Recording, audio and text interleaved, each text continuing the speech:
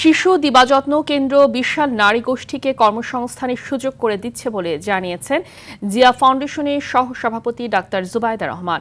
পানি ভবনে শিশুর প্রারম্ভিক যত্ন ও বিকাশ শীর্ষক কর্মশালায় একথা বলেন তিনি। শিশু দিবাযত্ন কেন্দ্রে সার্বজনীন শিক্ষার মাধ্যমে শিশুদের ভবিষ্যৎ গড়ে উঠবে বলেও প্রত্যাশা করেন তিনি। এ সময় শিশু ও মহিলা বিষয়ক মন্ত্রী ডাক্তার এম জাহিদ হোসেন বলেন, শুধু কাগজে কলমে নয়, আগামীর চ্যালেঞ্জ মোকাবেলায় আগামীর ভবিষ্যৎ শিশুদের গড়ে তুলতে কাজ করছে সরকার। মানবিক বাংলাদেশ গড়ে তুলতে সবাইকে ঐক্যবদ্ধ হওয়ার আহ্বান জানান তিনি। ইনশাআল্লাহ মানসম্মত সার্বজনীন প্রাক প্রাথমিক শিক্ষার সুযোগ আর্লি চাইল্ডহুড ডেভেলপমেন্ট করার মাধ্যমে শিশুর জ্ঞান ভিত্তিক ও সামাজিক বিকাশ শক্ত ভিত্তির উপর গড়ে উঠবে।